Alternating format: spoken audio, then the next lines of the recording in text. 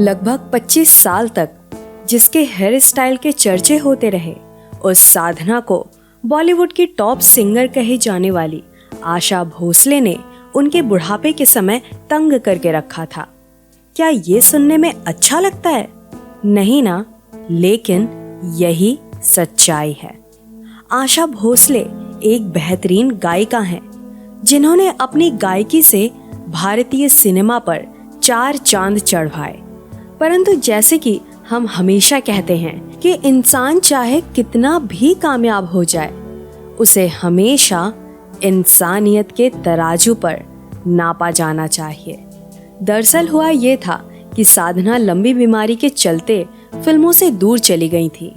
1995 में पति आर के नैयर की मौत के बाद वो काफी अकेली पड़ गई थी।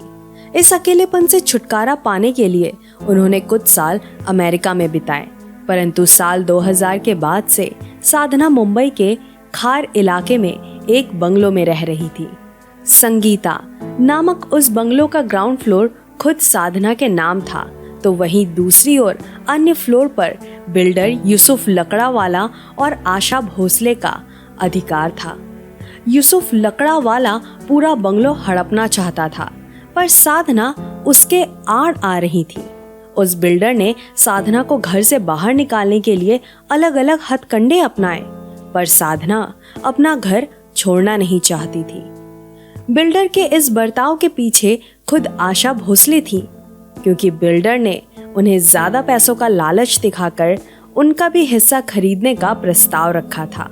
ऐसे में समस्या ये थी कि साधना अपना फ्लोर खाली करना नहीं चाहती थी। कुछ लोगों का ये भी मानना था कि साधना उस बंगलो में बतौर किराएदार रहने आई थी।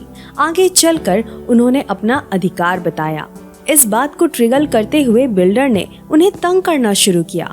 इस बदतमीजी के चलते साधना ने महेश भट्ट और सलीम खान से मदद मांगी और एक FIR भी दर्ज करवाई, परंतु इसका नतीजा कुछ निकला नहीं।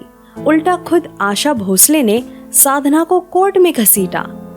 आशा भोसले ने 2012 में साधना के खिलाफ FIR दर्ज करते हुए कहा कि साधना उनके बगीचे में किसी को आने जाने नहीं देती, और जब भी आशा भोसले की तरफ से कोई मेहमान आता था तो उसे वो वहां से भगा देती थी। इस बात का जवाब देते हुए साधना ने कहा कि उन्हें किसी के आने से कोई समस्या नहीं है, परंतु अगर कोई अनजान इंसान आपके घर आकर बैठ जाए तो आप क्या ही करोगे। दूसरी तरफ आशा भोसले ने मीडिया में बात फैलाई कि पूरा का पूरा बंगलो उनका है और साधना उसमें किराएदार के रूप में रह रही हैं। पर सच्चाई ये थी कि साधना के नाम उस बंगलो का ग्राउंड फ्लोर था, जिसकी हकीकत दुनिया के सामने आने ही वाली थी। परंतु दुर्भाग्य से साधना की मौत हो गई। आपको बता दूं कि आशा भोसले के नाम दुबई समेत महाराष्ट्र और गोवा में ढेर सारी जमीन और होटल्स हैं।